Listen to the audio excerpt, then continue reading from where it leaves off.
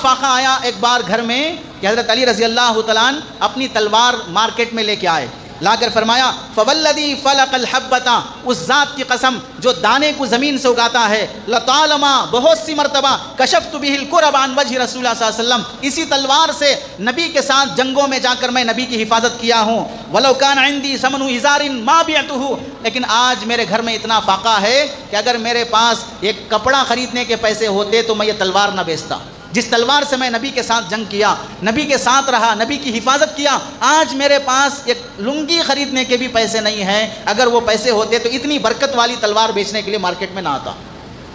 لیکن کبھی انہوں نے ناشکری نہیں کی ہے، حرص اور لالچ نہیں کی ہے، حرام کی طرف ہاتھ نہیں بڑھایا ہے۔ Thanks for watching. Don't forget to like, comment, share and subscribe to. الحمد لله نحمده ونستعينه ونستغفره ونؤمن به ونتوكل عليه ونعوذ بالله من شرور أنفسنا ومن سيئات أعمالنا، من يهده الله فلا مضل له ومن يضلله فلا هادي له، ونشهد أن لا إله إلا الله ونشهد أن محمدا عبده ورسوله. أما بعد فقد قال الله تبارك وتعالى في القرآن المجيد والفرقان الحميد. أعوذ بالله من الشيطان الرجيم. بسم الله الرحمن الرحيم. وما الحياة الدنيا إلا لعب ولهو وللدار الآخرة خير للذين يتقون أفلا تعقلون. وقال النبي صلى الله عليه وسلم من كانت الدنيا همه فرق الله عليه أمره، أو كما قال النبي صلى الله عليه وسلم. اللهم صل على سيدنا محمد وعلى آل سيدنا محمد وبارك وسلم. اللهم صل على سيدنا محمد وعلى آل سيدنا محمد وبارك وسلم. اللهم صل على سيدنا محمد وعلى آل سيدنا محمد وبارك وسلم. میرے محترم عزیزوں، بزرگوں اور دوستوں، قرآن مجید کی آیت اور حدیث پاک کی روشنی میں آپ حضرات کے سامنے جو بات عرض کرنی ہے وہ ہے ہم سب کی زندگی اور تربیت کا اہم حصہ کہ ہمیں دنیا میں کیسے جینا چاہیے، مال کی حرص، مال سے استغنا، قناعت پسندی کے ساتھ ہمیں کیسے زندگی گزارنا چاہیے۔ قرآن مجید کی آیت میں اللہ رب العزت ارشاد فرماتے ہیں وَمَا الْحَيَاةُ الدُّنْيَا إِلَّا لَعِبٌ وَلَهْوٌ، دنیا کی زندگی صرف اور صرف کھیل کود ہے، دنیا کی زندگی صرف اور صرف لایانی اور فالتو قسم کی ہے۔ وَلَلدَّارُ الْآخِرَةُ خَيْرٌ، آخرت کی زندگی اور آخرت کا ٹھکانہ، وہاں کا گھر، خیرٌ بہت بہتر ہے، للذین یتقون ان لوگوں کے لیے جن کے دلوں میں تقوی ہے، اللہ کا ڈر ہے۔ افلا تعقلون، کیا تم اس بات کو نہیں سمجھ سکتے کہ دنیا میں جتنے لوگ آئے ہیں کسی کے لیے دنیا ہمیشہ رہنے کی جگہ نہیں بنی ہے۔ اسی واسطے کسی صاحب علم نے کہا تھا لو كانت الدنيا باقية على أحد لكان الأنبياء وحق بها، اگر دنیا کسی کے پاس ہمیشہ رہنا ضروری ہوتا تو پھر انبیاء کے پاس دنیا ساری کی ساری ہمیشہ پڑی رہتی، اور دنیا میں کوئی ہمیشہ رہنے کے قابل ہوتا تو پھر انبیاء ہمیشہ کے لیے زندہ رہتے، نبیوں کو کبھی دنیا سے وفات پانے کی نوبت یا موقع نہ آتا۔ جب دنیا نہ نبیوں کے پاس ہمیشہ رہی ہے اور نہ انبیاء دنیا میں ہمیشہ رہے ہیں تو پھر ہم اور آپ لوگ کیا حیثیت کے ہیں کہ دنیا ہمارے پاس ہمیشہ رہے، دولت ہمارے پاس ہمیشہ رہے، عزت ہمارے پاس ہمیشہ رہے، یا ہم دنیا میں ہمیشہ رہنے کے ارادے یا تمنائیں کریں۔ حدیث میں ہے، حضرت ابن عمر رضی اللہ تعالیٰ عنہ فرماتے ہیں، بخاری شریف کی حدیث ہے، حدیث نمبر 6416، اخذ رسول اللہ صلی اللہ علیہ وسلم بمنکبی، اللہ کے نبی علیہ السلام نے حضرت ابن عمر رضی اللہ تعالیٰ عنہ کے مونڈھے پکڑ کے ہاتھ رکھ کے فرمایا، کن فی الدنیا کانک غریب او عابر سبیل، دنیا میں ایسے زندگی گزارو جیسا کہ کسی نئے شہر میں اجنبی آدمی جاتا ہے، چند گھنٹوں کے لیے جاتا ہے، کسی سے جان پہچان پیدا نہیں کرتا، دوستی تعلقات نہیں کرتا، اپنا جو کام ہے دیکھ لیا، وہاں سے پھر واپس آنے کی کوشش کرتا ہے۔ جیسے کسی نئے ملک میں، نئے شہر میں آدمی اپنی ضرورت سے جاتا ہے، وہاں بسنے بسانے دوستیاں قائم کرنے کی چکر میں نہیں پڑتا، دنیا میں تم بھی ایسے زندگی گزارو، یہاں پر زیادہ دوستیاں، زیادہ تعلقات، زیادہ ہمیشہ مگن رہنے کی فکر میں نہ پڑو۔ او عابری سبیل، یا مسافر راستہ چلنے والا، کہیں سواری رک گئی، کوئی ڈھابا مل گیا، پانی کا بوتل لینا ہے، کوئی چائے بسکٹ کھانا ہے، تھوڑی دیر 10 منٹ کے لیے اترا، پیسہ دیا، جو ضرورت کی چیز تھی لے لیا اور نکل پڑا۔ ڈھابے والے اور ہوٹل والے سے رشتہ کرنا، شادی کرنا، دوستی کرنے کی چکر سفر کے ٹائم پہ آدمی نہیں کرتا۔ ایسے ہی دنیا کی زندگی ایسے جیو جیسے ایک مسافر جیتا ہے۔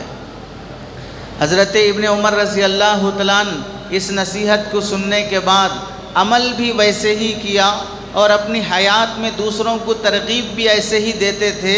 فرماتے تھے، اذا امسیت فلا تنتظر الصباح، لوگوں جب صبح ہو جائے شام ہونے کا انتظار مت کرو، وَإِذَا أَصْبَحْتَ فَلَا تَنْتَظِرِ الصَّبَاحَ، اور جب صبح ہو جائے شام ہونے کا، شام ہو جائے صبح ہونے کا انتظار مت کرو۔ وَخُذْ مِنْ صِحَّتِكَ لِمَرَضِكَ، اپنی صحت مندی کی زندگی میں کچھ اچھے کام ایسے کر لو کہ بیماری کی وجہ سے نہ بھی کر سکو تو اللہ تعالیٰ کم از کم صحت مندی کے نیک اعمال کو دیکھ کر اللہ تمہیں ثواب دیتے رہے، ورنہ بیماری میں یہ تمنائیں کرتے رہو گے ہمیں بھی اللہ صحت دیتا تو ہم بھی روزے رکھتے، ہم بھی حج کرتے، ہم بھی عمرے کرتے، ہم بھی اتنے قرآن کی تلاوت کرتے۔ جب صحت تھی، جوانی تھی، تب تو عیاشی اور آوارگی میں گزارا، اب جب بیمار ہو گئے، بڑھاپا آ گیا، اب تمنائیں کر رہے ہو کہ ہمیں بھی موقع ہوتا تو ہم بھی کرتے۔ ہر انسان کو اللہ موقع دیتے ہیں کچھ پانے کا، وہ اس موقع کو عیاشی میں اڑا دیتا ہے، پھر جب موقع ہاتھ سے جاتا ہے تو پھر بہت بزرگوں اور صوفیوں کی طرح نیک بننے کی تمنائیں کرنے لگتا ہے۔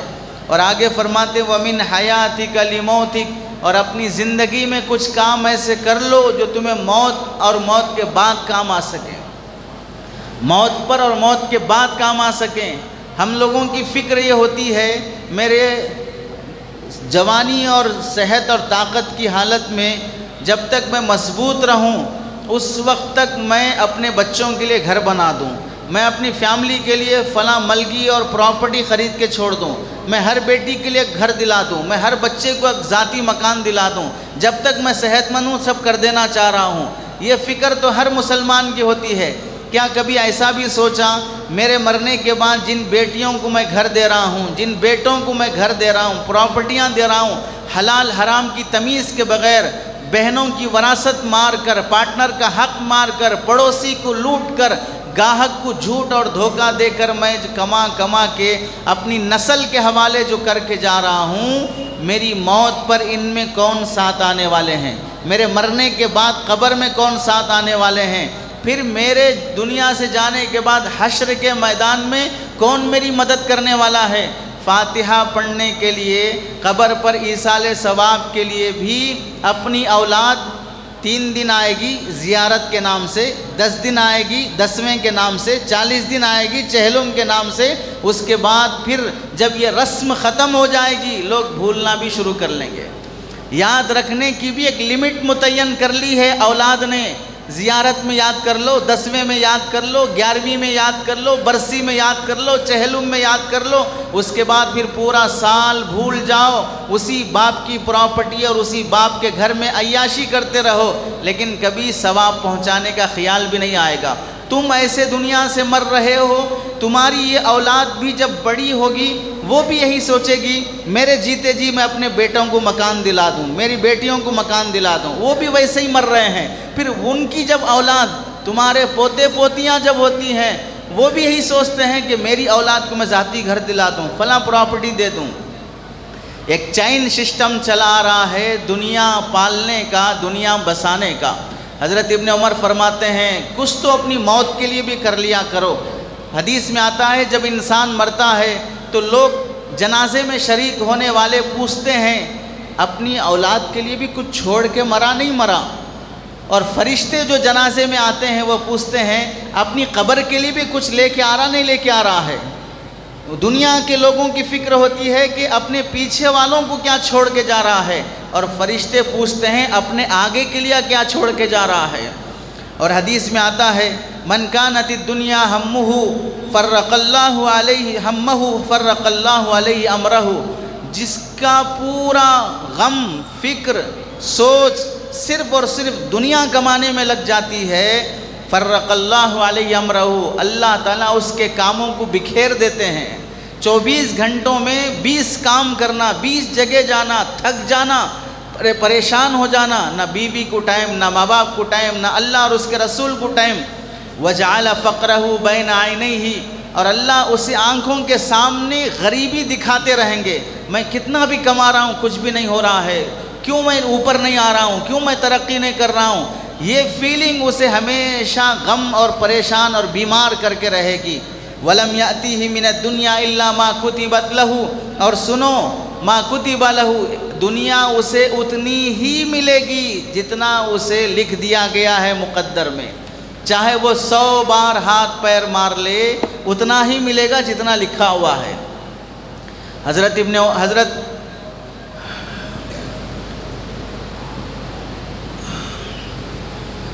دعوت و تبلیغ کے ایک ذمہ دار حضرت مولانا عمر صاحب پالن پوری رحمۃ اللہ علیہ سے مثال سے فرماتے تھے کہ اگر آدمی اپنے گھر کی چھت پر ٹنکی لگایا ہے 1000 لیٹر کی، کچن میں ایک نل، ہال میں ایک نل، باتھ روم میں نل، اور واش بیسن کے پاس نل، 6 نل اس نے گھر میں فٹ کیے ہیں، نل 6 ہیں، پانی 6 نل ہونے کے باوجود بھی آئے گا اتنا ہی جتنا ٹینکی میں ہے۔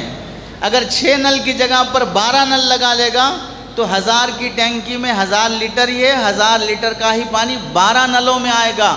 20 نل لگا لے گا تو بھی 1000 لیٹر ہی آئے گا۔ نل بڑھ جانے سے پانی کا ٹینکی کا پانی نہیں بڑھ جاتا، جتنا ہے اتنا ہی آئے گا۔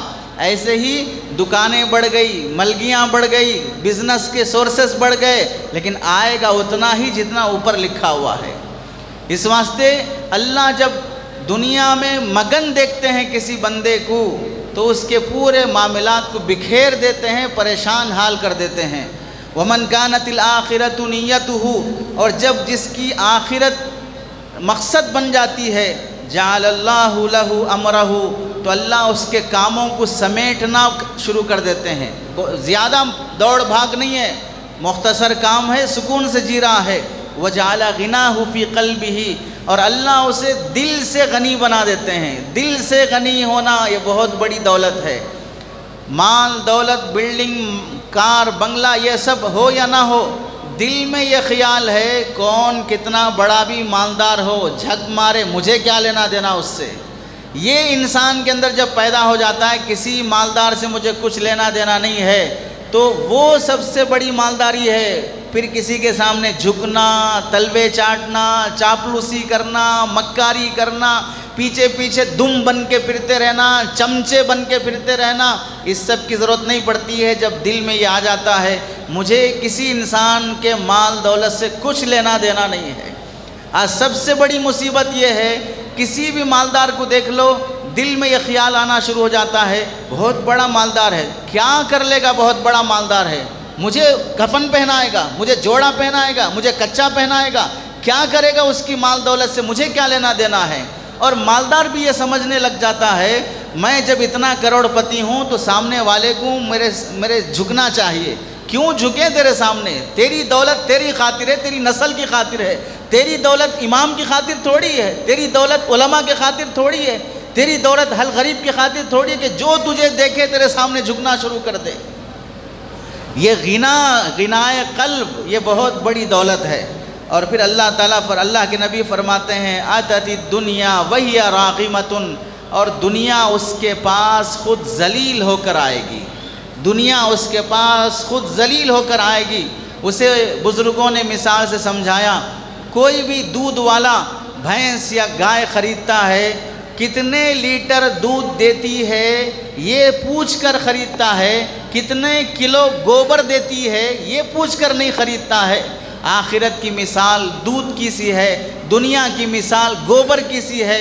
جو دودھ کو مقصود بنا کر گائے اور بھینس خریدے گا، گوبر کتنے بھی کلو ہو فری میں مل جائے گا، اور جو گوبر دیکھ کر گائے خریدے گا اس کے لیے دودھ ملنا ضروری نہیں ہے۔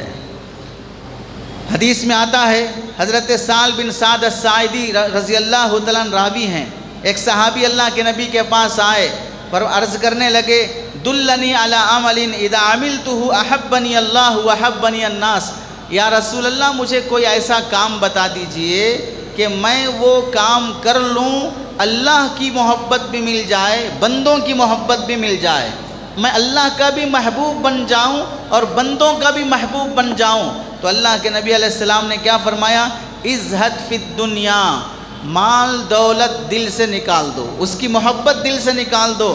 یحبک اللہ وازہد فی ایدی الناس یحبک الناس، جو دنیا ہے اس دنیا کی محبت دل سے نکال دے، اللہ محبت کرنے لگیں گے، اور لوگوں کے ہاتھ میں جو کچھ تو دیکھ رہا ہے، یہ کروڑ پتی ہے، یہ بلینر ہے، یہ ملینر ہے، یہ لکھ پتی ہے، یہ جس کے پاس جو ہے سب کو لات مار، اسے میری ضرورت ہی نہیں ہے، مجھے اس کی ضرورت ہی نہیں ہے، لوگ بھی تو اس سے محبت کرنے لگیں گے۔ آدمی کی عزت گھٹتی اور جاتی کہاں ہے؟ جب وہ مال والے سے امیدیں لگانا شروع کر دیتا ہے۔ رشتہ داروں میں آپ کی کوئی حیثیت نہیں ہے، کیوں نہیں ہے؟ اس واسطے کہ فلاں بھائی، فلاں پڑوسی، فلاں رشتہ دار بہت ہائی فائی ہے، بہت لکھ پتی ہے، اب اس کی وجہ سے تھوڑی تھوڑی دیر کو کال کرنا، خیر خیریت پوچھنا، عید برات میں اس کے گھر جانا، مٹھائی بھیجنا، شیر خرما بھیجنا، بچوں کو بھیجنا، اسے بلاتے رہنا، آج دنیا کا مزاج بھی بن گیا۔ جب تک جیب میں پیسہ ہے تو مشہور ہے، پوچھیں گے ہاؤ آر یو، آپ کیسے ہیں، اور جب جیب خالی ہے تو پوچھیں گے ہو آر یو، کون ہیں آپ۔ رشتہ داروں میں بھی یہی حال ہو گیا، جب تک پیسہ ہے اس کی خیریت بھی پوچھیں گے، اسے ہدیے بھی جائیں گے، اسے شادی میں بھی بلائیں گے، کارڈ دے کر اہتمام سے انوائٹ کریں گے، لیکن جب پیسہ نہیں ہوتا ہے اسے بلانا بھی بوجھ ہوتا ہے۔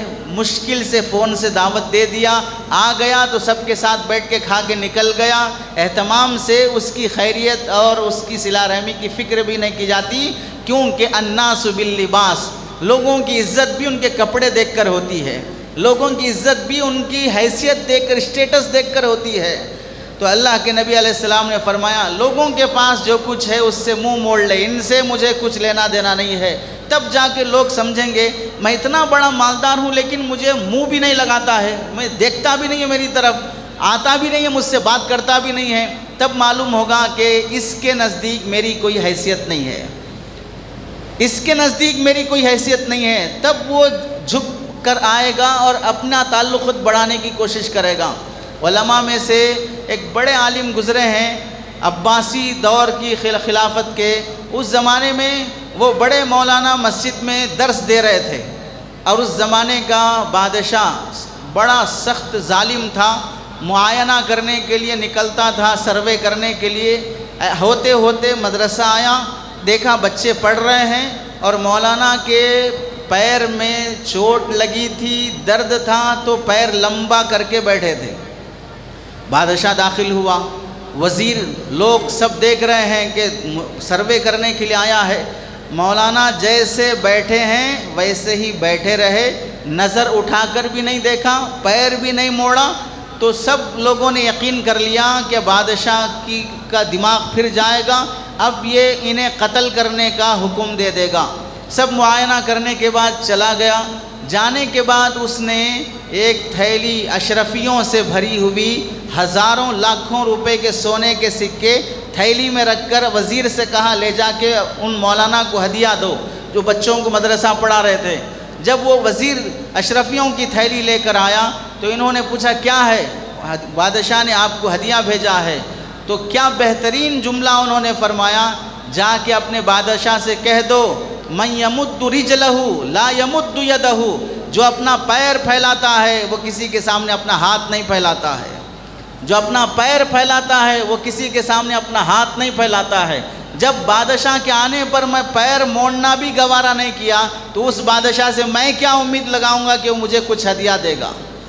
آج جہاں جہاں پر علماء پر تسلط، ائمہ پر تسلط، خطبہ پر تسلط، مسجدوں کے خادموں پہ تسلط، یہ سب جو اپنے کسٹڈی میں لے کر ان کو اپنا نوکر اور غلام بنا کر جو سوچنے والی کمیٹی کے گھٹیا قسم کے لوگ ہیں، وہ یہ سوچتے ہیں ہم انہیں سیلری دیتے ہیں، ہم انہیں تنخواہ دیتے ہیں، اس واسطے ان کو ہمارے سامنے جھک کر بات کرنا چاہیے، ہماری عزت کرنا چاہیے، ہمارے سامنے ہاتھ باندھ کر کھڑے ہونا چاہیے۔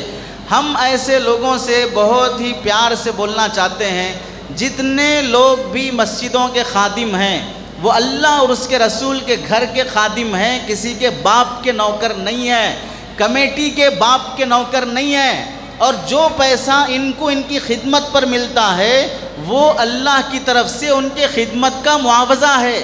شاید دنیا میں جتنی کمیٹیاں ہیں ان میں سے میں گارنٹی سے کہہ سکتا ہوں 80-90% وہ ہیں جو اپنے جیب کا پیسہ خرچ کرنا گوارا نہیں کرتے۔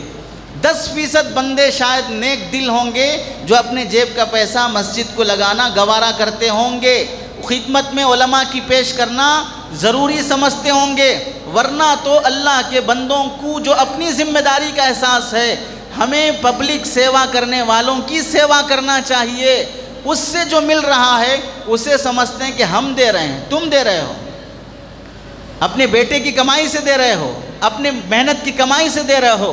کمیٹیوں کا یہ تصور جس کی وجہ سے علماء کو اپنے مٹھی میں لے کر چلنا چاہتے ہیں، یہ بڑی بدنصیبی ہے۔ اسی واسطے کسی صاحب دل نے کہا اگر مالدار ہو پھر بھی عالم کے در پہ آ کر بیٹھے ہو، بڑے خوش نصیب ہو کہ مال کا غرور نہیں ہے، گھمنڈ نہیں ہے، تکبر نہیں ہے، اور صحیح جگہ آ کے بیٹھے ہو۔ اور اگر عالم ہو پھر بھی کسی مالدار کے دروازے کے پاس کھڑے ہو، بہت گھٹیا انسان ہو، اتنی بڑی دولت علم کی ہونے کے باوجود بھی مالدار کے دروازے پہ جا کے کھڑے ہو، اور مالدار یہ سمجھتا ہے کہ ہمارے پاس آتے نہیں، ہمیں فون کرتے نہیں، اور ہمیں اپنے گھر بلاتے نہیں، ہمارے گھر بلائے تو آتے نہیں، ہماری شادیوں میں شریک نہیں ہوتے۔ یہ جو پروسیس، یہ جو حال سوچ کے رکھ لیا کہ یہ سب کرنے والے چند لقموں کے بھوکے ہوتے ہیں، چند ٹکوں کے محتاج ہوتے ہیں۔ اسی واسطے حضرت تھانوی رحمۃ اللہ علیہ نے اصول بیان کر دیا، اسے نوٹ کر لینا چاہیے۔ علماء وہی ہدیہ قبول کریں گے جو محبت سے دیا جاتا ہے، وہ ہدیہ لات مار کے ٹھکرا دیں گے جو محتاج سمجھ کر دیا جاتا ہے۔ کیا ہوتا ہے ان کے پاس، ہم دے دیں گے تو ان کا گھر چلے گا، ایسے ہدیے پر 1000 بار لات مارتے ہیں۔ اور جو محبت سے پیش کیا جاتا ہے وہ محبت بنیاد ہوتی ہے اللہ کو پانے کی، اسے قبول کیا جاتا ہے۔ اسی واسطے حضرت تھانوی نے فرمایا محبوب الاولیاء بننا، ولیوں کی محبت مل جائے جنت مل جائے گی۔ محبوب الاغنیاء بننا، مالداروں کی محبت مل جائے ذلیل ہو جائے گا، جب تک چاپلوسی کرتا رہے گا تب تک عزت رہے گی، جس دن مخالفت شروع ہو جائے گی اس مالدار کے خلاف کچھ فتویٰ دے دیا، کوئی بیان ہو گیا، فوراً ذلیل کرنا شروع کر دے گا کہ ہمارے پیسے لاؤ، ہمارے ہدیوں پہ پلے، ہماری تنخواہوں پہ پلے۔ حضرت مفتی تقی عثمانی صاحب دامت برکاتہم نے لکھا، قاضی قتیبہ بن بکار رحمۃ اللہ علیہ اپنے اسلامی خلافت کے زمانے میں قاضی القضات بنائے گئے بادشاہ کی طرف سے۔ جب سے قاضی بنے 10 سال یا 20 سال تک بادشاہ موقع سے سیلری کے علاوہ ہدیے بھی اشرفیاں اور دینار و درہم ہدیے میں بھیجا کرتا تھا۔ بڑی محبت تھی بادشاہ کو قاضی صاحب سے۔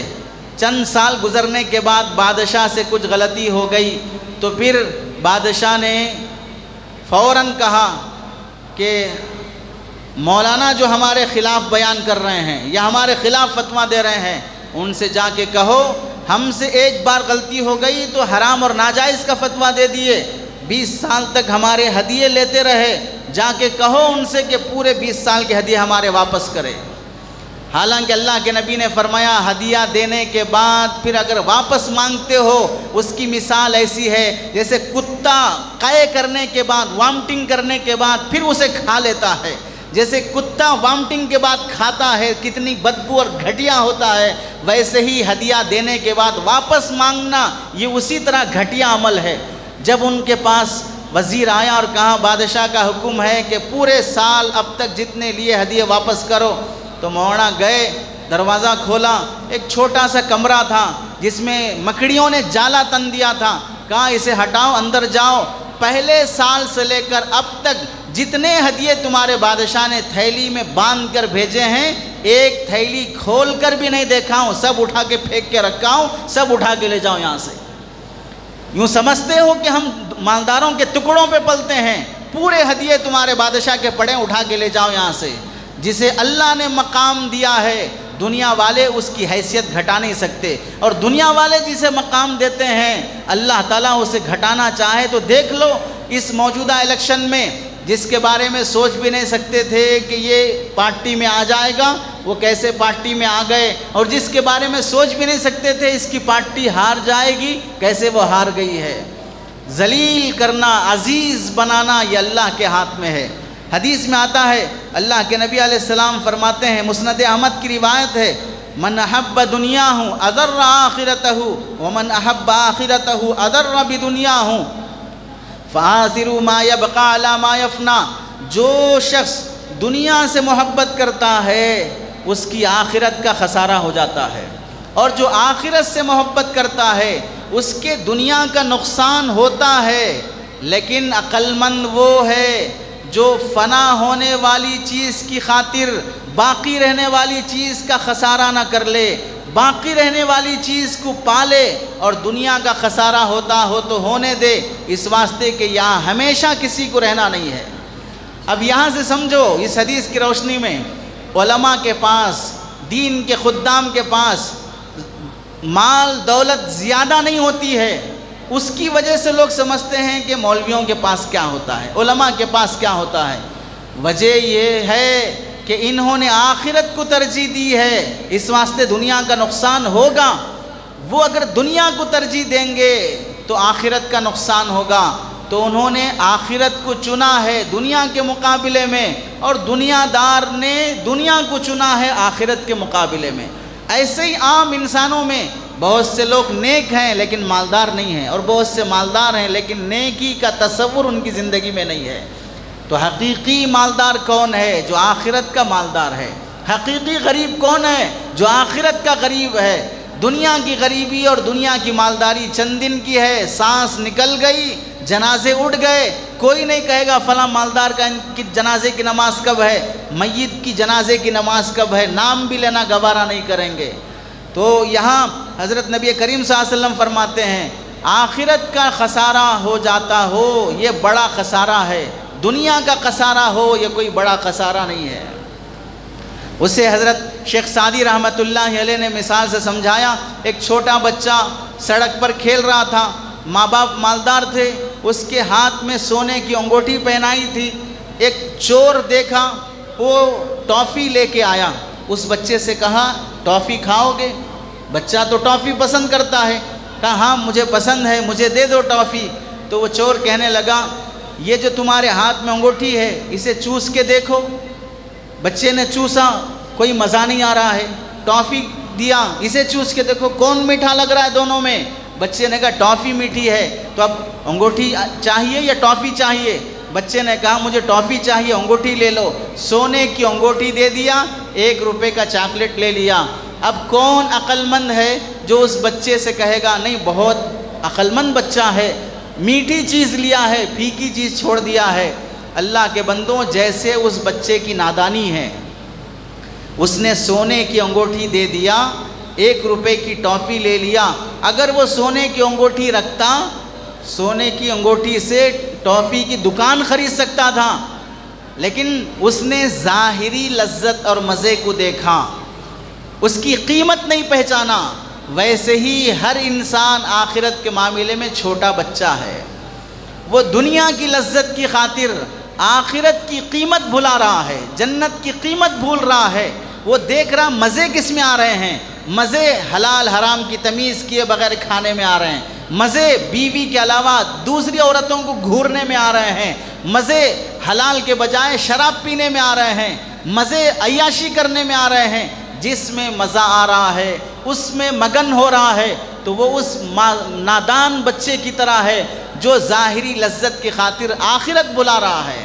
اور حدیث میں آتا ہے ان لکل امت فتنہ وفتنۃ امتی المال، ترمذی شریف کی حدیث ہے، کعب بن عیاض رضی اللہ تعالیٰ عنہ راوی ہیں، فرماتے ہیں ہر امت کو اللہ نے آزمانے کے لیے کوئی نہ کوئی فتنہ رکھا تھا، میری امت کا فتنہ مال ہے۔ مال کی وجہ سے رشتے ناتے توڑے جاتے ہیں، مال کی وجہ سے شادیاں توڑی جاتی ہیں، نکاح کی محفل میں بیٹھ کر رشتہ ٹوٹ رہا ہے کیونکہ جتنے تولے بولے تھے اتنے تولے مکمل ابھی نہیں ڈالے ہیں۔ نکاح کی محفل میں رشتہ کینسل کیا جا رہا ہے۔ مال بڑا فتنہ ہے، بھتیجے نے چاچا کا مرڈر کر دیا، بھائی نے بھائی کا مرڈر کر دیا، بیٹے نے باپ کا مرڈر کر دیا، کس خاطر؟ مال کی خاطر۔ میری امت کا فتنہ مال ہے۔ اور ایک حدیث میں اللہ کے نبی فرماتے ہیں، بخاری شریف کی حدیث ہے، حدیث نمبر 6446، لیس الغنی عن کثرت العرض ولکن الغنی غنی النفس۔ سنو، اصل مالداری مال دولت کا بڑھ جانا نہیں ہے، اصل مالداری دل کی مالداری ہے۔ دل میں یہ خیال پیدا ہو جائے کہ میں جو ہوں صحیح ہوں، بس دوسروں کی دولت کی مجھے ضرورت نہیں ہے، یہ اصل مالداری ہے۔ اور ایک حدیث میں اللہ کے نبی فرماتے ہیں اگر کسی کو دنیا میں اللہ تعالیٰ نے کچھ کم پیسہ دیا، دولت کم دیا، بلڈنگیں نہیں دیا، ذاتی مکان نہیں دیا، ٹینشن لینے کی ضرورت نہیں ہے، جس حال میں ہو اللہ سے راضی رہو، کل قیامت کے دن اس کا بدلہ تمہیں یہ ملے گا۔ يدخل الفقراء الجنة قبل الاغنیاء ب500 عام نصف یوم۔ کل قیامت کے دن غریب لوگوں کو اللہ تعالیٰ جنت میں مالداروں سے 500 سال پہلے داخلہ کریں گے۔ جنت میں 500 سال پہلے غریب جنت میں پہلے جائے گا، مالدار 500 سال بعد جنت میں جائے گا۔ حتیٰ کہ ایک صحابی فرماتے ہیں اگر کسی کے پاس 200 روپے ہے اور کسی کے پاس صرف 100 روپے ہے، 100 روپے والا پہلے جنت میں جائے گا، 200 روپے والا اس کے بعد جنت میں جائے گا، کیونکہ 100 روپے کا حساب جلدی ہوگا، 200 کا حساب دیر سے ہوگا۔ جس کا حساب جتنا دیر سے ہوگا وہ اتنا دیر سے جنت میں جائے گا۔ تو جس حال میں ہو راضی رہنے کی کوشش ہو۔ اور ایک حدیث میں مسلم شریف کی حدیث سے اللہ کے نبی فرماتے ہیں رب اشعث مدفوع بالابواب لو اقسم علی اللہ لابرہ۔ بہت سے لوگ ایسے ہیں، معمولی کپڑے، بال بکھرے، پراگندہ حال، کوئی حیثیت نہیں ہے، لیکن وہ اتنے مقبول ہوتے ہیں اللہ کے نزدیک کہ اگر وہ کوئی بات اللہ سے مانگ لیں تو اللہ ان کی وہ بات پوری کر کے رہے گا۔ اور کتنے لوگ وہ ہیں جنہیں آنے جانے کے لیے قالین بچھائی جاتی ہے، ان کے لیے اپنے پلکیں بچھا دیتے ہیں، لیکن اللہ کے نزدیک ان کی حیثیت مچھر کے پر کی برابر بھی نہیں ہے۔ اللہ کے نزدیک ان کی حیثیت خنزیر اور کتے کے برابر بھی نہیں ہوتی ہے۔ یہ صرف اور صرف اللہ سے محبت اور دنیا سے بے تعلقی کی وجہ سے ہوتا ہے۔ اور ایک حدیث میں حضرت عمر بن عاص رضی اللہ تعالیٰ عنہ صحابی رسول ہیں، مصر کے گورنر ہیں، مصر میں پبلک کو خطاب کرتے ہوئے فرمایا ما ابعد ہدیکم من ہدی نبیکم صلی اللہ علیہ وسلم، تمہارا طریقہ نبی کے طریقے سے کتنی دور ہو گیا ہے، تم نبی کی سیرت اور سنت سے کتنے دور ہو گئے ہو۔ اما ہوا فکان ازہد الناس فی الدنیا واما انتم فارغب الناس فیہا۔ تمہارے نبی تو دنیا میں بہت قناعت سے زندگی گزار رہے تھے، جتنا ہے اس پر راضی رہ رہے تھے، اور تم اتنے ہو کہ جتنا ہے اس پہ راضی نہیں ہو، بلکہ جتنا حاصل کر سکتے ہو اتنی حرص اپنے اندر پیدا کر رہے ہو۔ تو تمہارا طریقہ، تمہاری روش اور تمہارے نبی کی سیرت کتنی دور ہے آپس میں، کیسے تم نبی کی سنت پر عمل کرنے والے ہو گئے؟ اسے کسی نے بہت اچھی طرح سمجھایا، انسان دو طرح کے ہیں، ایک وہ ہے جو چاہتا ہے وہ پا لیتا ہے، ایک وہ ہے جو پایا ہے اس کی چاہت پہ کافی راضی ہے۔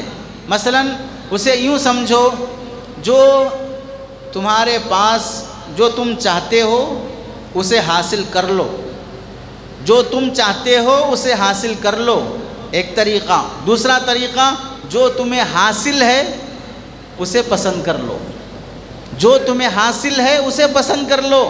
آسان جینے کا طریقہ یہ ہے کہ جو مجھے حاصل ہے اللہ نے دیا ہے بس وہ مجھے پسند ہے، جو مجھے پسند ہے میں اسے حاصل کرتا جاؤں، یہ میرے بس کی بات نہیں ہے۔ امریکہ کا صدر بننا پسند ہے، بن کے دکھاؤ۔ پورے ملک کو جیتنا پسند ہے، جیت کے دکھاؤ۔ معمولی سی زندگی قابو میں نہیں آ رہی ہے، ملکوں کو قبضہ کرنے کی بات کہاں کر سکتے ہیں؟ جو حاصل ہے اسے پسند کر لو، سکون سے جیو گے۔ اور ایک حضرت علی رضی اللہ تعالیٰ عنہ خطاب میں فرماتے ہیں، بیان میں، من زہد فی الدنیا ہانت علیہ المصائب، سنو جو دنیا سے منہ موڑ لیتا ہے، محبت دل سے نکال دیتا ہے دنیا کی، اسے مصیبتیں اب آسان لگتی ہیں۔ فلاں ستایا، فلاں گالی دیا، فلاں پریشان کرا، کوئی مسئلہ نہیں ہے، آخرت ہے سب کچھ، وہاں دیکھ لیں گے۔ اور جو ومن ارتقب الموت سارا فی الخیرات، اور جو آدمی موت کو یاد رکھتا ہے نیکی کرنے کی اسے توفیق ملتی ہے۔ لوگ گناہ کرتے اس واسطے ہیں کہ وہ موت کو بھلا دیتے ہیں۔ اور فرماتے ہیں، انتم اکثر صلاۃ و اکثر جہادا من اصحاب محمد، تم نبی کے صحابہ سے زیادہ نمازیں پڑھتے ہو، نبی کے صحابہ سے زیادہ دین کا کام کرتے ہو، جہاد میں جاتے ہو، دعوت کا کام کرتے ہو۔ وَهُمْ كَانُوا خَيْرًا مِّنْكُمْ، لیکن اس کے باوجود بھی صحابہ تم سے لاکھ درجے بہتر تھے، اس واسطے کہ وہ دنیا کو منہ نہیں لگاتے تھے، آخرت کی فکر میں لگے رہتے تھے۔ تم سارے نیک کام کر کے بھی دنیا کی محبت دل سے نکال نہیں پا رہے ہو، ساری عبادتیں کر کے بھی دنیا دل میں بسی ہوئی ہے۔ حضرت ابن عمر رضی اللہ تعالیٰ عنہ بڑھاپے کی عمر میں بہت کمزور اور نحیف ہو گئے، بیمار ہو گئے۔ ایک تابعی ابن مطیع رحمۃ اللہ علیہ عیادت کے لیے آئے، دیکھا بہت کمزور چارپائی پہ پڑے ہیں۔ گھر والوں سے پوچھا، آپ ان کو طاقتور غذا نہیں کھلاتے؟ تو گھر والے کہنے لگے، ہم بہترین غذائیں گوشت وغیرہ بنا کے کھلاتے ہیں، لیکن یہ کھانے تیار نہیں ہوتے۔ جب بھی مزیدار کھانا بنتا ہے پوچھتے ہیں ہمارے محلے کے غریبوں کو بھی ایسا کھانا مل رہا ہے؟ جب ہر غریب کو نہیں ملتا تو وہ مزیدار کھانا اٹھا کے غریبوں میں تقسیم کر دیتے ہیں۔ تو انہوں نے ابن مطیع رحمۃ اللہ علیہ نے حضرت ابن عمر سے کہا، اس عمر میں بھی یہ کام کرنے کی ضرورت کیا ہے؟ کچھ اچھا کھا لو اپنے لیے۔ تو حضرت ابن عمر نے کیا کہا، اللہ کے بندے 80 سال ہو گئی میری عمر، 80 سال کی عمر ہونے تک کبھی میں نے پیٹ بھر کے مزیدار کھانا نہیں کھایا، اب جب مرنے کے قریب ہوں اب مزیدار کھانے کی بات کر رہے ہو۔ اور ہمارا حال یہ ہے کہ کھانے مزیدار ہے تو کھائیں گے، نہیں تو بیوی پہ برس پڑیں گے، ایسے بناتے ویسے بناتے۔ اور یہ 80 سال ہو گئے پیٹ بھر کے مزیدار کھانا نہیں کھایا ہے۔ اور فرماتے ہیں ایک شخص کو آواز لگاتے ہوئے سنا حضرت ابن عمر نے، کیا آواز لگایا وہ؟ اَيْنَ الزَّاهِدُونَ فِي الدُّنْيَا وَالرَّاغِبُونَ فِي الْآخِرَةِ، دنیا کی محبت دل سے نکالنے والے، آخرت دل میں بسانے والے یہ کہاں ہیں؟ تو حضرت ابن عمر گھر سے نکل آئے، اس آدمی کا ہاتھ پکڑا، اللہ کے نبی کے روضے پہ لائے جہاں ابو بکر عمر نبی کریم صلی اللہ علیہ وسلم کی قبر اطہر ہے، اور فرمایا عن ہؤلاء تسأل، ان لوگوں کے بارے میں پوچھ رہے ہو جو دنیا دل سے نکال چکے اور آخرت دل میں بسا چکے، یہ لوگ ہیں۔ ہم لوگوں میں دنیا بسی ہوئی ہے، ہم لوگ وہ نہیں ہیں۔ کتنی بڑی سادگی ہے، اور پھر بھی اپنے آپ کو یہ سمجھتے ہیں کہ ہم دنیا کی محبت میں بسے ہوئے ہیں۔ حضرت سفیان ابن عیینہ فرماتے ہیں، دل کی مالداری کسے کہتے ہیں؟ دل کی مالداری یہ ہے، من اذا انعم اللہ علیہ نعمتا فشکرہا، اللہ کچھ نعمت دے شکر ادا کرو اللہ کا دیا ہوا بہت ہے۔ وَابْتُلِيَ بِبَلِيَّةٍ فَصَبَرَ، اور جب کوئی مصیبت آ جائے شکایت کا جملہ زبان پہ نہ لاؤ، صبر کرو۔ ذَلِكَ الزُّهْدُ، یہ اصل دل کا غنا ہے۔ اور آج ہم سب کچھ ہونے کے باوجود بس تھوڑا سا پیسہ ہمارے پاس نہیں ہے تو ہم اس پر اللہ کی ناشکری کرنا شروع کر دیتے ہیں۔ ایک بیمار کے بارے میں لکھا کتابوں میں کہ اسے ہر تھوڑی دیر کو پانی لے کر اپنے آنکھوں کو دھونا پڑتا۔ وجہ کیا ہے؟ آنکھوں کا پانی جب ہم پلک جھپکتے ہیں تو یہ پلک ہمارے لیے آنکھوں کے لیے وائپر کا کام کرتے ہیں۔ وائپر سے کیا ہوتا ہے؟ صفائی ہوتی ہے، دھول جو آنکھوں میں پڑتی ہے، اور صفائی کے لیے تھوڑا بہت پانی ہونا ضروری ہے۔ تو ہر تھوڑی دیر کو آنکھوں میں پانی آتا ہے، پلک جھپکتے ہیں، وہ گندگی ہٹ جاتی ہے۔ گھنٹے 2 گھنٹے کے بعد وہ گندگی ہمارے آنکھوں کے کنارے آ کے جمتی ہے، پھر ہم اسے انگلی سے نکال لیتے ہیں۔ آنکھوں کا پانی اگر سوکھ گیا تو پھر آنکھ ایسی ہی رہ جائے گی، پلک نہیں جھپک سکتے۔ اب اس کے لیے گندگی آنکھوں سے ہٹانے کے لیے ہر تھوڑی دیر کو پانی سے آدمی آنکھیں دھونا پڑے گا۔ اب آپ بتائیے صرف آنکھوں کے پانی کی کتنی قیمت ہے، لیکن ہمیں اپنی اندر موجود نعمتوں کی قدر نہیں ہے۔ مسجد نبوی میں ایک بندہ بیٹھا ہوا ہر تھوڑی دیر کو روئی سے زمزم میں ڈبوتا اور اپنی زبان پہ رکھ کے زبان کو بھگاتا۔ جب اس سے پوچھا گیا ایسا کیوں کر رہے ہو؟ کہنے لگے میری زبان کا پانی خشک ہو گیا، یعنی جو ہمارے منہ میں تھوک آتا ہے وہ تھوک آنا بند ہو گیا۔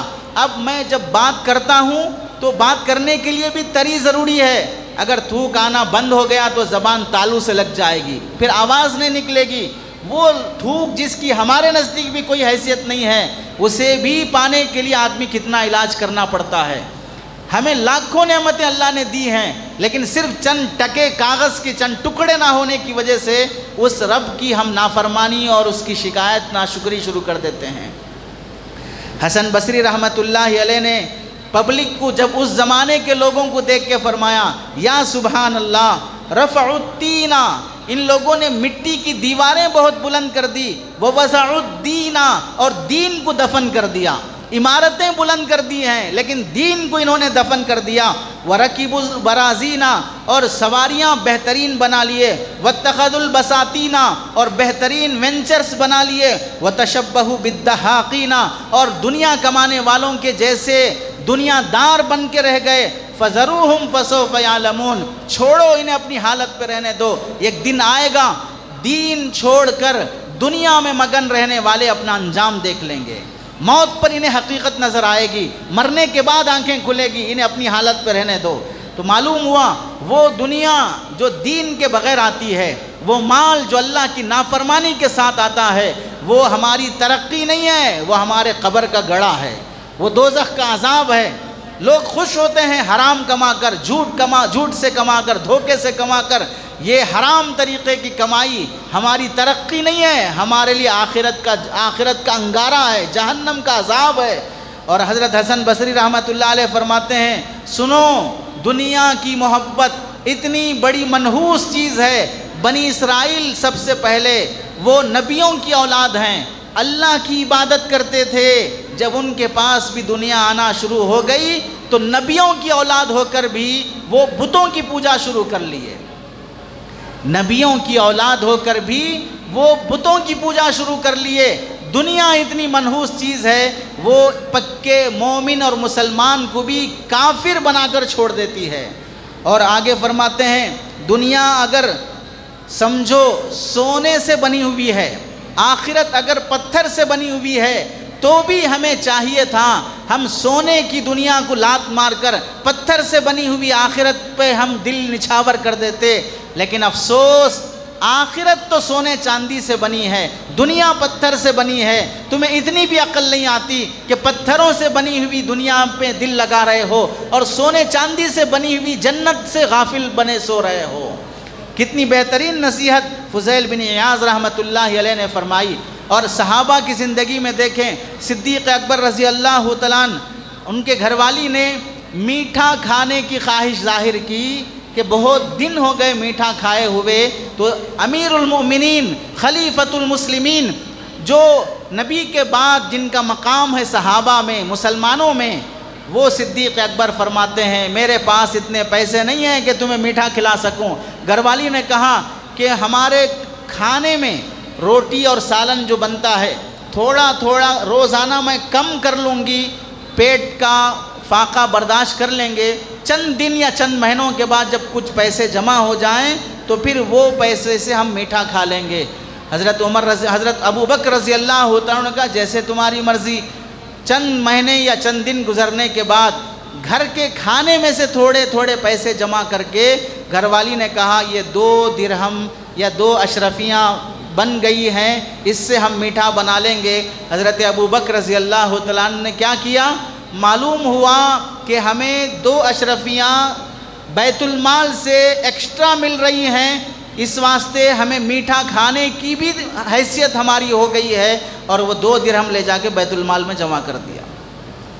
اور پھر بیت المال سے کہا کہ آئندہ سے میری سیلری میں سے 2 روپے کم کر دیے جائیں، چونکہ میں اس اور کم گزارے پر بھی زندگی گزار سکتا ہوں، مجھے اور مزے کرنے اور عیاشی کرنے کی ضرورت نہیں ہے۔ حالانکہ وہ میٹھا کھانا کوئی مزے کی بات بھی نہیں تھی، عیاشی کی بات بھی نہیں تھی، لیکن پھر بھی اپنے کو کم گزارے پہ راضی کیا۔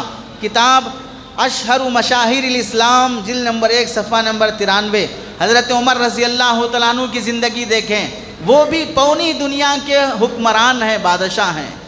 یہ واقعات اس واسطے سنائے جاتے ہیں کہ ہم بھی میٹھا چھوڑ دیں، اچھے کپڑے چھوڑ دیں، اس واسطے نہیں سناتے، کم از کم حرام چھوڑ دیں، حرام چھوڑ دیں، بس اس واسطے سنائے جاتے ہیں۔ ہم ان صحابہ جیسے تقویٰ نہیں کر سکتے، کم از کم حرام خوروں کی حرکت تو نہ کریں، فرعون تو نہ بنے، قارون تو نہ بنے، اس واسطے یہ صحابہ کے واقعات سنائے جاتے ہیں۔ لوگ کہتے ہیں اب صحابہ کے جیسے کہاں رہ سکتے، وہ صحابہ تھے اس واسطے ویسا کر لیے، ہم کہاں ویسا کر سکتے؟ بالکل ہم نہیں کر سکتے، لیکن ہم حرام خور تو نہیں بن سکتے، ہم جواری تو نہیں بن سکتے، ہم شرابی تو نہیں بن سکتے، صحابہ کے جیسے مت بنو، لیکن فرعون، ابو لہب، ابو جہل جیسے بننے پر کیوں فخر ہو رہا ہے؟ حضرت عمر رضی اللہ تعالیٰ عنہ جمعہ کا بیان کرنے کے لیے مسجد میں تشریف لائے، ٹائم ہو گیا، صحابہ آپس میں دیکھنے لگے کہ وقت ہونے کے بعد بھی دیر سے آئے ہیں، تو حضرت عمر رضی اللہ تعالیٰ عنہ پوری دنیا کا حکمران، جس کے بارے میں اللہ کے نبی نے فرمایا ہر امت میں ایک ایسا انسان ہوتا ہے جس کی زبان سے فرشتے بات کرتے ہیں، میری امت کا وہ نوجوان عمر ہے جس کی زبان سے فرشتے بات کرتے ہیں۔ قبر میں جانے کے بعد فرشتے میت سے سوال کرتے ہیں من ربو کا، من نبیوں کا، ما دینوں کا، تو میری امت کا ایک نوجوان وہ ہے جو فرشتوں سے پوچھے گا تمہارا رب کون ہے، تمہارا نبی کون ہے، وہ میری امت کا جوان عمر ہے، اتنا مقام رکھنے والا۔ کیا فرماتے ہیں؟ حسبنی غسل ھذا الثوب، سنو میرے کپڑے جو میں پہن کے آیا ہوں، ان کپڑوں کی وجہ سے مجھے آنے میں دیری ہو گئی، کیا ہوا؟ کان یغسل ولم یکن لی ثوب غیرہ، میرے پاس یہ پہنا ہوا ایک ہی جوڑا ہے، اس کے علاوہ میرے پاس کپڑے نہیں ہیں، یہ دھو کر تیار ہونے میں دیری ہو گئی، اس واسطے مجھے آنے میں دیری ہوئی ہے۔ اور ہمارے پاس شادیوں کے کپڑے، فنکشنوں کے کپڑے، تقریبات کے کپڑے، یہ سب ہوتے ہوئے بھی ناشکری ختم نہیں ہو رہی ہے، ناشکری ختم نہیں ہو رہی ہے۔ نعمتیں کھاتے کھاتے دانت جھڑ گئے، ڈاکٹروں کے پاس جا کر ایکسٹرا دانت فٹ کر لیا، زبان اللہ کے شکر سے کبھی گھٹتی نہیں ہے، کبھی گھٹنے تیار نہیں ہے، دانت نکل گئے کھاتے کھاتے، بیمار ہو گئے کھاتے کھاتے، لیکن شکریہ کے چند جملے اللہ کی شان میں نہیں نکلتے ہیں۔ حضرت عمر رضی اللہ تعالیٰ نے ایک مرتبہ دیکھا، حضرت ابو موسیٰ اشعری رضی اللہ تعالیٰ عنہ صحابی ہیں، بیت المال میں ایک ہی درہم تھا، پورا خالی ہو چکا، ایک پیسہ سکہ پڑا ہوا تھا، اب وہ 1 درہم کیا کریں گے، کس کو بانٹیں گے؟ تو ابو موسیٰ اشعری رضی اللہ تعالیٰ عنہ اٹھا کر حضرت عمر کے بیٹے کو دے دیا، جاؤ بیٹا تم کچھ خرید کے کھا لو۔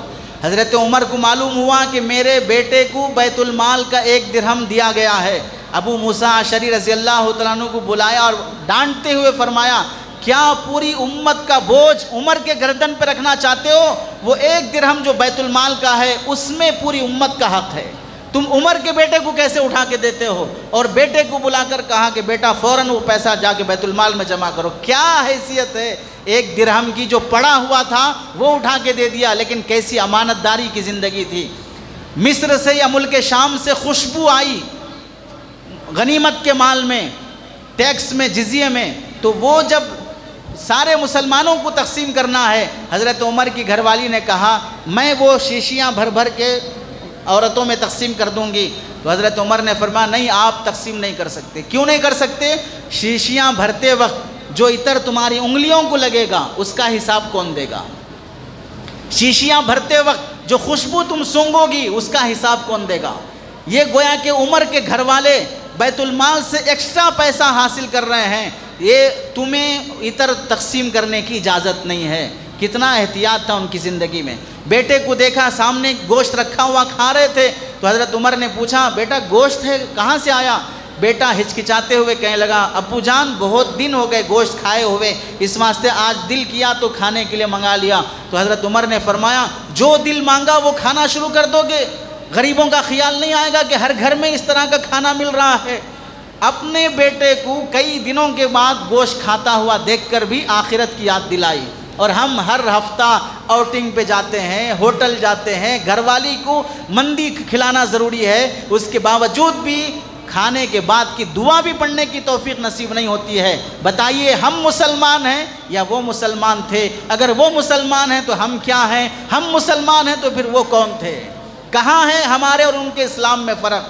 اور پھر حضرت علی رضی اللہ تعالیٰ عنہ کی زندگی، اتنا فاقہ آیا ایک بار گھر میں کہ حضرت علی رضی اللہ تعالیٰ عنہ اپنی تلوار مارکیٹ میں لے کے آئے، لا کر فرمایا فوالذی فلق الحبۃ، اس ذات کی قسم جو دانے کو زمین سے اگاتا ہے، لطالما بہت سی مرتبہ کشفت بہ الکرب عن وجہ رسول اللہ صلی اللہ علیہ وسلم، اسی تلوار سے نبی کے ساتھ جنگوں میں جا کر میں نبی کی حفاظت کیا ہوں۔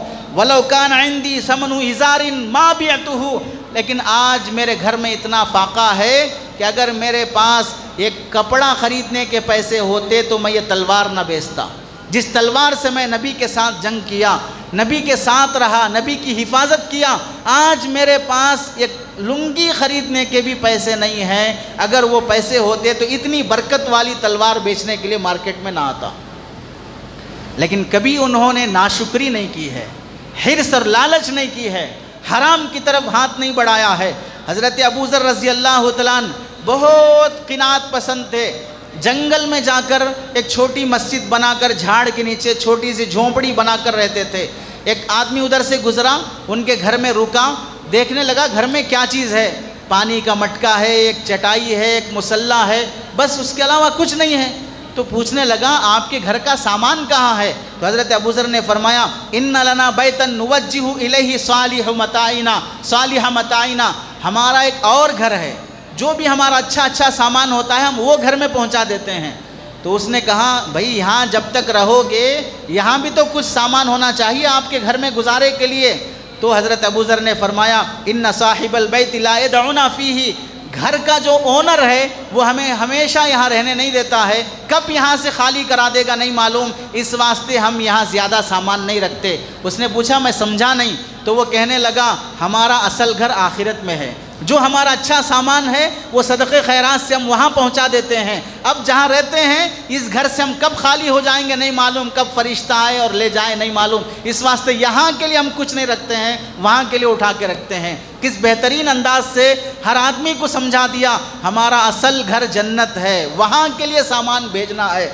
حضرت سلمان فارسی رضی اللہ تعالیٰ عنہ کا نکاح ہوا، دلہن آ کے بیڈ روم میں بیٹھی ہے، دلہن کی روم کیسے سجائی جاتی ہے، گلاب کے پھولوں سے، چمیلی کے پھولوں سے، خوشبو سے کیسا سنگردان بنایا جاتا ہے۔ حضرت سلمان فارسی نے آ کے دیکھا بہت سجا ہوا ہے کمرہ، ہر طرف پردے لگے ہوئے ہیں، خوشبو لگی ہوئی ہے۔ تو حضرت سلمان فارسی نے کہا کیا تمہارے کمرے کو بخار چڑھ گیا؟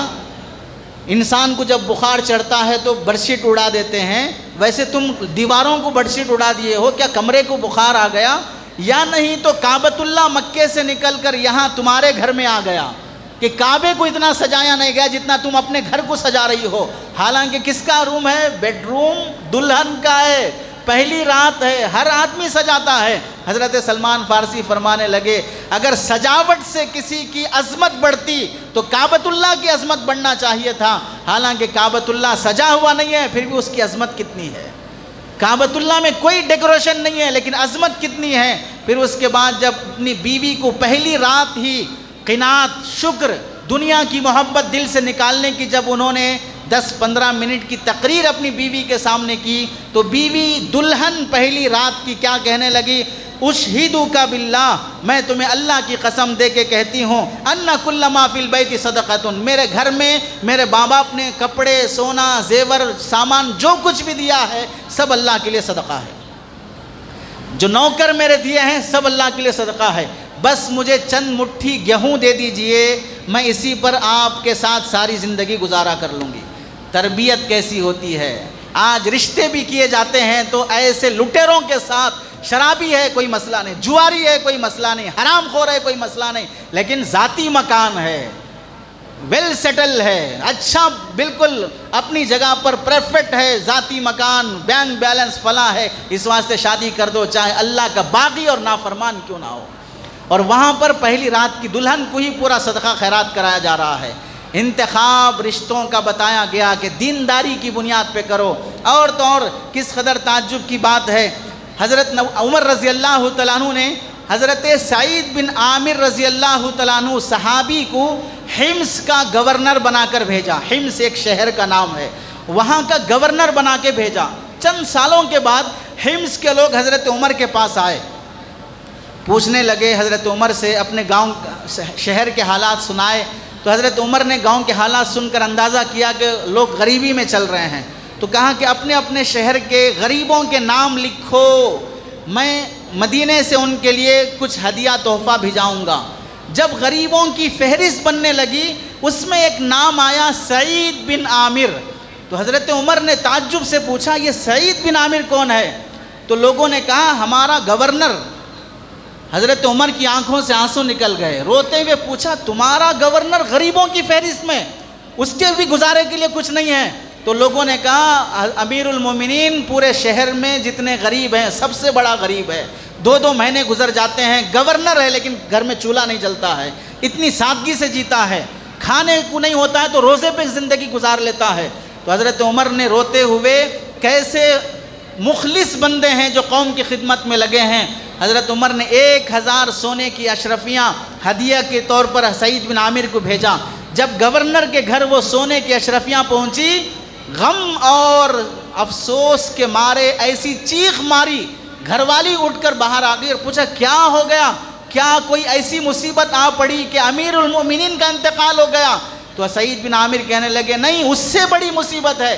کیا اس سے بڑی مصیبت ہے؟ فرمانے لگے میرے گھر میں دنیا آ گئی ہے، یہ جب آتی ہے تو آخرت برباد کر دیتی ہے۔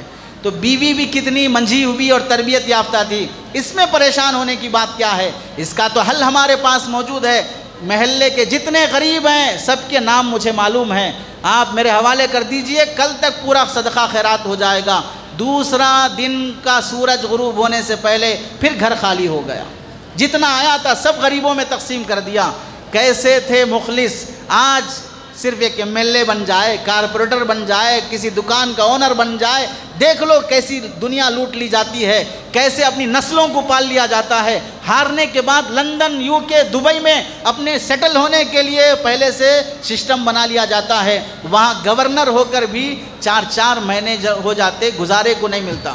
اتنا غریب آج ہم میں سے کوئی ہے؟ لیکن کیوں ناشکری کی زندگی، کیوں لالچ کی زندگی، کیوں حرام کی طرف ہاتھ بڑھانا؟ اور تو اور خلیفہ وقت ہشام بن عبد الملک، یہ وقت کا بادشاہ ہے، حج یا عمرے کے موقع پر سالم بن عبداللہ رضی اللہ تعالیٰ عنہ حضرت عمر کے نواسے یا پوتے ہیں، یہ طواف کر رہے تھے۔ بادشاہ آیا، آ کر پوچھنے لگا میں وقت کا خلیفہ ہوں، خود تعارف کرا رہا ہے، انٹروڈکشن خود کرا رہا ہے، میں آپ کی کچھ مدد کرنا چاہتا ہوں، آپ کی خدمت کرنا چاہتا ہوں۔ تو حضرت سالم مولا رضی اللہ تعالیٰ عنہ نے کیا فرمایا؟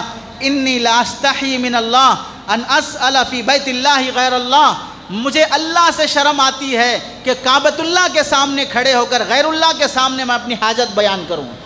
کعبے میں ہوں، جو مانگنا ہے میں اس سے مانگ لوں گا، اللہ سے مانگ لوں گا، تم سے کیا مانگوں گا؟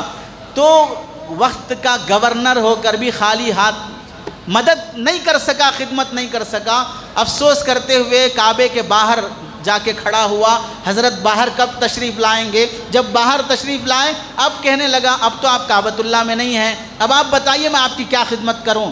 تو حضرت نے کہا کون سی خدمت کرنا چاہتے ہو، آخرت کی خدمت یا دنیا کی خدمت، کون سی حاجت پوری کرنا چاہتے ہو؟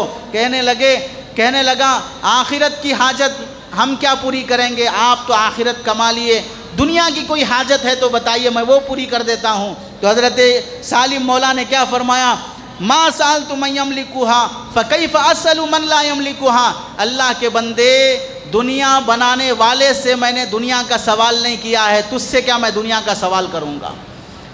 جو دنیا کا مالک ہے اس سے میں نہیں مانگتا ہوں اللہ میرے یہ کام کر دے، تو مالک نہیں غلام ہے اس کا، تجھ سے کیا میں مانگوں گا؟